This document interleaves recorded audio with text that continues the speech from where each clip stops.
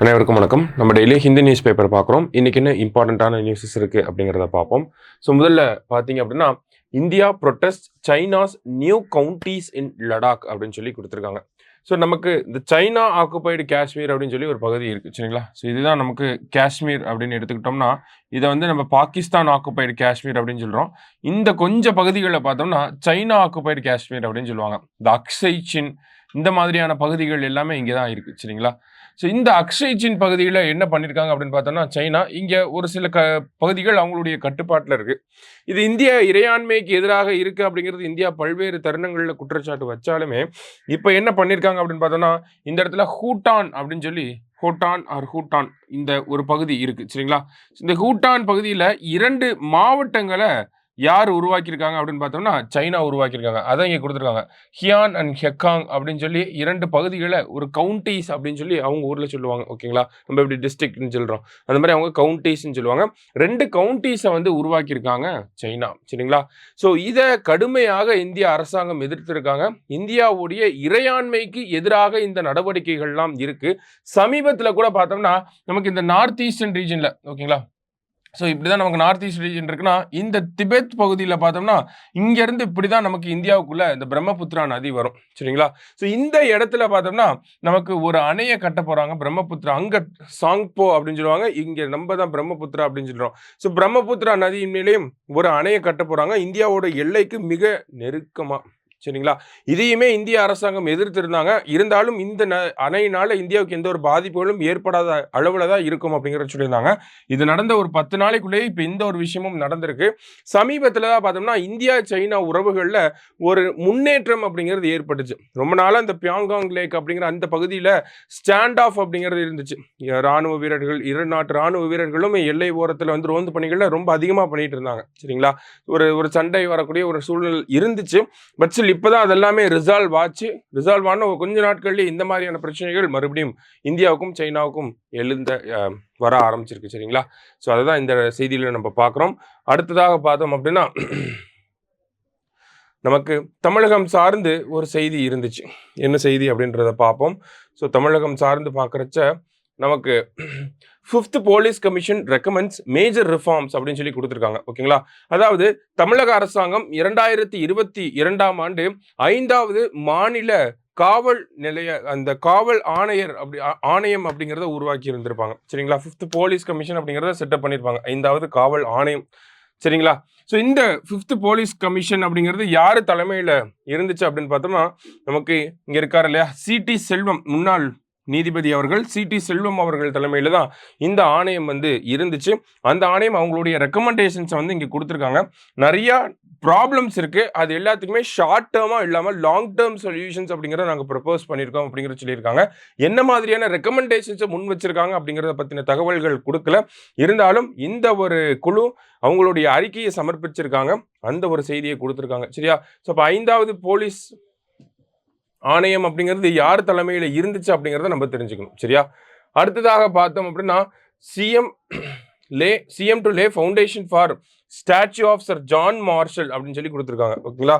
So நம்மளுடைய தமிழக பட்ஜெட்லேயே அறிவிக்கப்பட்ட ஒரு விஷயம்தான். 2025ஆம் ஆண்டில் நமக்கு ஒரு முக்கியமான நிகழ்வுகளை பிளான் பண்ணியிருக்கோம் அப்படிங்கிறது சொல்லியிருப்பாங்க. ஏன்னா இந்த சிந்து சமவெளி நாகரிகம் அப்படிங்கிறத சர் ஜான் மார்ஷல் அவர்கள் தான் உலகத்துக்கு எடுத்து சொன்னவர். அவருடைய ஒரு ஆர்டிக்கல், ஒரு செய்தித்தாளில் அவருடைய ஆர்டிக்கல் ஒன்று வந்திருக்கும். அந்த ஆர்டிக்கல் தான் பார்த்தீங்கன்னா அந்த இண்டஸ் வேலி சிவிலைசேஷன், சிந்து சமவெளி நாகரிகம் அப்படிங்கிறது பண்டைய இந்தியாவில் இருந்திருக்கு. அது உலகத்துக்கே முன்னோடியான ஒரு நாகரிகமாக இருந்திருக்கு அப்படிங்கிறத பற்றின தகவல்களை ரொம்ப விரிவாக அந்த ஒரு கட்டுரை எழுதி அதை உலகத்துக்கே எடுத்து சொன்ன ஆண்டு பார்த்தோம்னா 1924-25 தான்.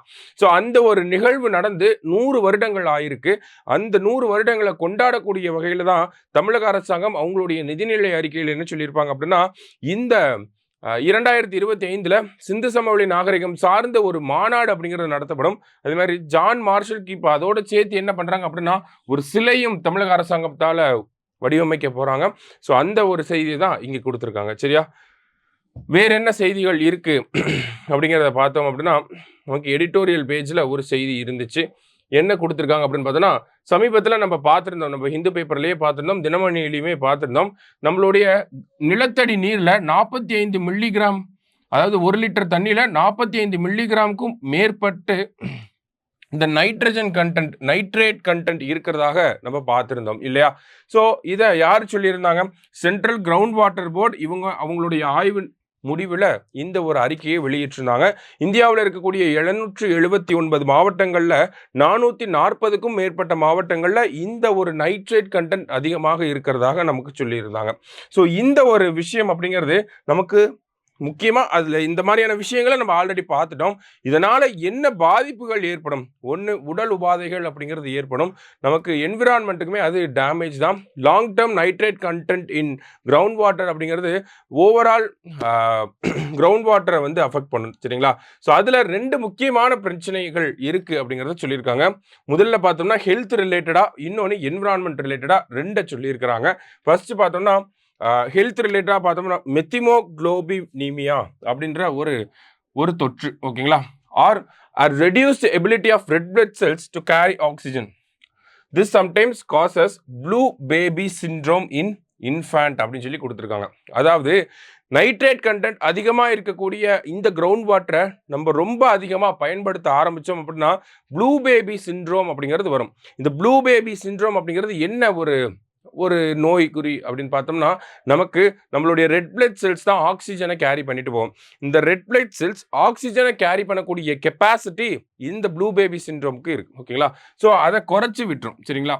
இது ஒரு முக்கியமான ஆபத்து. அதுதான் நைட்ரேட் கண்டென்ட் அதிகமாக இருந்துச்சு அப்படின்னா. இன்னொன்று என்ன அப்படின்னு பார்த்தோம்னா, இந்த கிரவுண்ட் வாட்டர் எல்லாமே வந்து நமக்கு இந்த நைட்ரேட் கண்டென்ட் இருக்கக்கூடிய வாட்டர் வந்து அப்படியே நமக்கு ரன் ஆஃப் ஆகி நம்ம பக்கத்தில் இருக்கக்கூடிய லேக், பாண்ட் இந்த மாதிரியான ஏரியாஸில் போய் இந்த குளங்கள்ல எல்லாம் போய் கலக்க ஆரம்பிச்சுது அப்படின்னு பார்த்தோம்னா அந்த இடத்துல ஆல்கல் ப்ளூம் அப்படிங்கிறது வர ஆரம்பிச்சிடும். அதாவது நைட்ரேட் அப்படிங்கிறது நல்லா வளரக்கூடிய அதனால தான் அதை வந்து உரமாக பயன்படுத்துகிறாங்க இல்லையா? யூரியா போன்ற விஷயங்கள்லாம் உரமாக பயன்படுத்துறது எதுக்காக? நல்லா வளரும் அப்படிங்கிறதுக்காக. அப்போ இந்த நைட்ரஜன் கண்டென்ட் இருக்கக்கூடிய தண்ணி நமக்கு லேக், பாண்டிலெல்லாம் போய் இதாயிடுச்சு அப்படின்னா அங்கே அந்த செடி கொடிகள்லாம் வளர ஆரம்பிக்கும் இல்லையா? அப்படியே நம்ம பார்த்துருப்போம். அந்த நீர்நிலை இருக்கும், ஆனால் அது மேலே ஃபுல்லாக வந்து செடியாக தான் இருந்திருக்கும். ஸோ அந்த மாதிரியான ஒரு எஃபெக்ட் வந்துடும் அப்படிங்கிறதையும் கொடுத்துருக்காங்க. இதனால் அங்கே இருக்கக்கூடிய அக்வாட்டிக் ஆர்கானிசம்ஸ் ரொம்ப பாதிப்படையும். சரியா? ஸோ இந்த மாதிரியான 2 பாதிப்புகள் இருக்குது. இதையும் தாண்டி நிறைய பாதிப்புகளும் இருக்குது அப்படிங்கிறதைய நமக்கு இங்கே இந்த இடத்துல கொடுத்துருக்காங்க. ஸோ இது எல்லாத்துக்குமே வேஸ்ட் ட்ரீட்மெண்ட்டை கரெக்டாக இருக்கணும். ஹியூமன் எக்ஸ்கிரீட்டா வேஸ்ட் ட்ரீட்மெண்ட் அதெல்லாம் வந்து கரெக்டாக இருக்கணும். வேஸ்ட் மேனேஜ்மெண்ட்டை கரெக்டாக பண்ணணும். எக்ஸஸ் யூசேஜ் ஆஃப் அந்த நைட்ரேட் கண்டென்ட்ஸை வந்து கம்மி பண்ணணும் அப்படிங்கிறது தான் இதுக்கு சொல்யூஷன்ஸாக கொடுக்கக்கூடிய விஷயங்களாக இருக்குது. சரிங்களா? ஸோ இன்னைக்கு செய்தித்தாளில் இருக்கக்கூடிய முக்கிய செய்திகளை பார்த்துருக்கோம். நன்றி.